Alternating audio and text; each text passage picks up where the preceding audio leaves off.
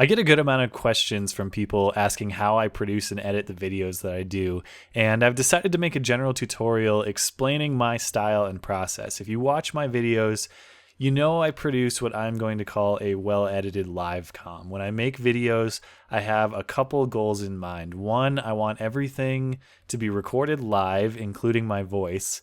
And two, I want the video to be as short and efficient as possible so it's entertaining and it doesn't waste the viewer's time. So to accomplish these goals, there are two basic parts of the process: the live capture and the editing and production process. I will show you the basics of both processes in this video. And I understand this video is longer than normal, but I want to provide sufficient detail for those looking to make this type of video. Remember, I've previously made a setup video showing all the equipment I use. That video is linked in the description and on the About channel page if you visit the channel on PC. So let's start with how to capture game, video, and audio, including your voice, live. First things first, make sure your audio settings on your Xbox are correct. The easiest way to ruin a live comm is to have poorly mixed audio where gunfire drowns out the voice. Some people like to cut out the game volume entirely, which is fine as a matter of personal preference, but I prefer to have just a little bit of background game volume. In Black Ops 2, you can see my settings here. Basically, you want to turn down everything except for Codcaster voice volume. Don't be confused by the voice meter there. Voice controls the volume of the in-game character voices screaming "reloading" and other stuff, not the voices of the actual players. Codcaster voice volume controls the voice volume of the actual players. I also use the Super Cruncher preset, but I don't really know why. It just sounded good when I was testing. So you should experiment with what you like, but in general, for live voice capture, you want Codcaster voice significantly higher than all the other voice volumes. There are also adjustments you should make in your Xbox preferences that will affect all games. As you can see in the voice menu of the dashboard, I set the voice volume at max and leave game volume at just one notch. If you want to capture player voices, you also need to have voice output set to play either through speakers or to play through both. Once you've adjusted those sliders, you're all set to capture live voice in good quality with just a little bit of background game audio. Keep in mind what I've just showed you is specific to Black Ops 2. It's also specific to Xbox 360. So when Ghost comes out, when Xbox One comes out, other consoles, other games, these adjustments, we're going to have to figure out how to make those once those things are out. Okay, so let's take a look at what my desktop actually looks like while I'm playing and recording live.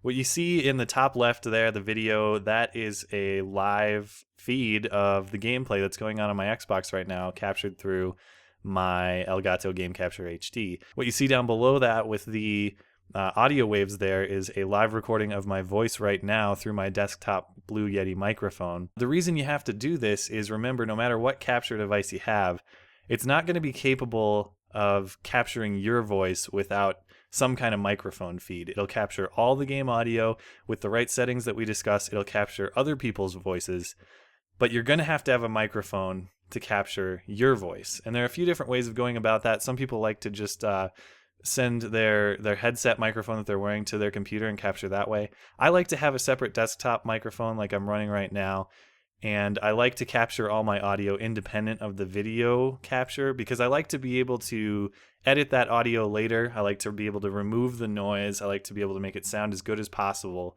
before I plug it into the video. So it's just a matter of personal preference. If you're familiar with Elgato Game Capture HDs at all, you know that you don't necessarily have to be recording at all times. Like right now, it's technically not recording, but you can see, it's got 21 minutes of stuff, of video that's, backlogged in it right now. And that's because it works like a DVR does. It's not necessarily recording, but there's always kind of a backlog of video that it saves. So right now I can go about 21 minutes back if I wanted to and start capturing from there. As you can see, I rewind. Elgato gives you free game capture software whenever you buy an Elgato, so you'll have the software necessary to capture your video. I've gone ahead and I use ITV3 by Elgato, which is paid software for Mac. It works essentially the same, but it allows a little bit more customizability, and I love this software. Not a lot of people use it, and it's only for Mac, but I think it's the best. One of the reasons is it's like Elgato's software that they already give you, but it's got a little bit more customizability, a little bit more things you can do with it. One of which is you can set a custom buffer. So what the buffer means is how far you can actually rewind, how much storage space the software is going to use of video that is backlog basically. And I've gone ahead and set mine to 10,000 megabytes, which is about 10 gigs. And that's at my current quality settings, that's about 2 hours back. So let's say something funny happens and I forgot about it. I can still rewind later after the fact, 2 hours back, and grab it later if I need to, which is just really awesome. Now, typically I just play like this and I go until something funny happens. Someone starts yelling at us, or there's a hilarious kill cam or hilarious clip, or whatever else I might need to save because I want to put it in a video someday. What I do is I wait until that clip is for sure done. The guy has yelled at us a whole bunch and he's just rage quit. And I know it's going to be the end of a video. Okay. So what I do is, let's say I'm playing right now and that just happened. I grab this, I rewind, I say, okay, he started, raging at us back around 13 minutes when he joined the game, let's say. I know I want to start my recording right around there because that's where he came in. So I just go to my ITV and I hit start and stop on my recording.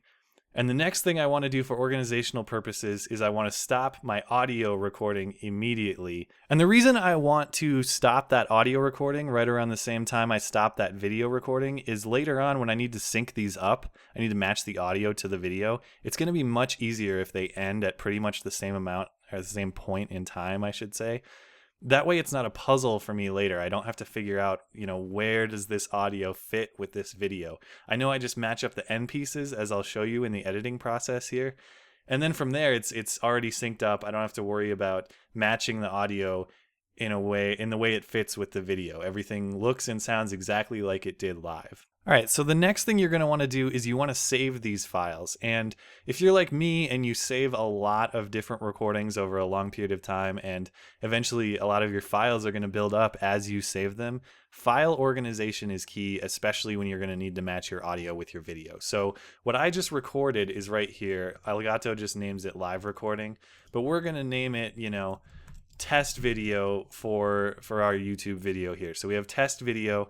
And the next thing you're going to want to do is save your audio. And remember, this is the audio here that we saved, and it ends at approximately the same point in time that test video did.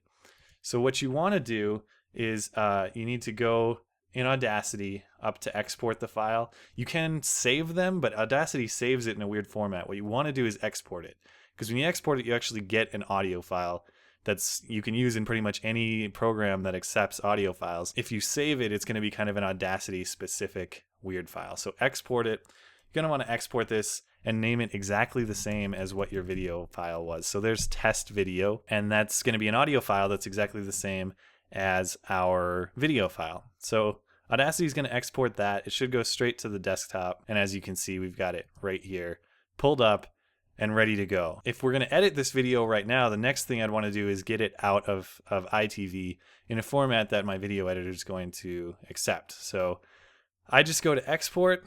I'm going to export it to the desktop in a 720p format.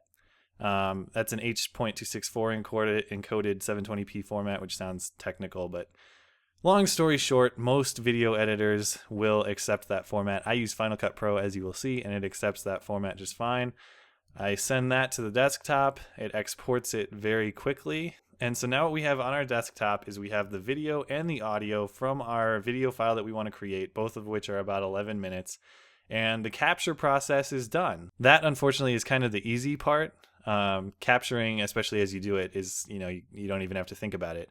The next part that is somewhat hard is production and video editing. And I'll show you how I approach that, and hopefully it'll be helpful for you. Okay, so your next step is actually producing and editing the video. And as you can see, I use Final Cut Pro here.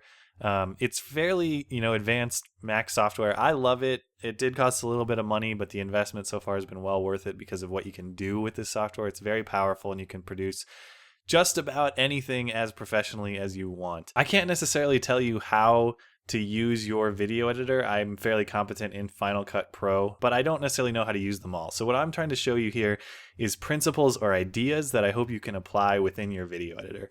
This shouldn't be treated as a Final Cut Pro lesson, but this is just the general idea of what you're trying to do with a well-edited live comm. So the first thing we need to do is get those files that we just recorded and put them into our video editor. So In Final Cut Pro, they're called events, which is basically, like the particular video and all of the relevant files that go with it of a video you're trying to make. So we called that test video. So let's go ahead and call this test video. And we need to bring those files in. So we're going to import media. And we have them on the desktop. So we need to go find them on the desktop.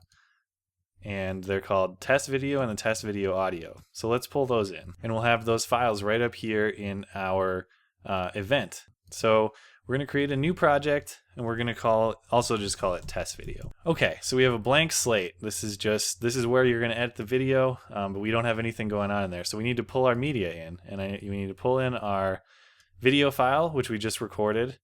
We can shrink this up. So there's our entire video file on a timeline. What I do is, this is the audio file, right? This is what I recorded. This is my live voice. We're just going to go ahead and pull that in as well. Remember how I said earlier, when you stop your capture, we know that the end of this clip and the end of this clip are pretty much the same point in time. So, if this was a live conversation I had in a Call of Duty lobby, I would kind of have to slide this audio around a little bit, like so, until I test play it. Software's gonna use, and the audio matches up perfectly with the video. So once that's done, we know that we have audio and video all synced up, and all we have to do now is just chop this up. As you know from watching my videos, I like quick hitting, well-edited videos that don't waste your time, in my opinion. It's a matter of opinion. Some people like seeing an entire unedited gameplay. I'm not going to say that one is better than the other. I just know from my stylistic perspective, I like to have quick cuts. I like to see exactly what's good and funny right away, and I don't like to waste time. So if this were a live conversation that I had, what I would want to do is cut this up and cut out all the wasted parts. Cut out all these segments of video and audio where nothing's really going on, so you don't end up with a boring video. So let's say, I had this funny conversation, but it didn't start until right here. Okay, let's get rid of this. And then all through here was hilarious. We had some good conversation. It kind of trails off here, let's say, so let's cut that out. And then nothing really happens all the way until over here. And, let's get rid of that. And you do this a series of times until you have, what's a very well-edited, tight project that, every particular clip that's in there, this clip, if we cut it here again, and this clip, like, these are all relevant to the video. There's no wasted time.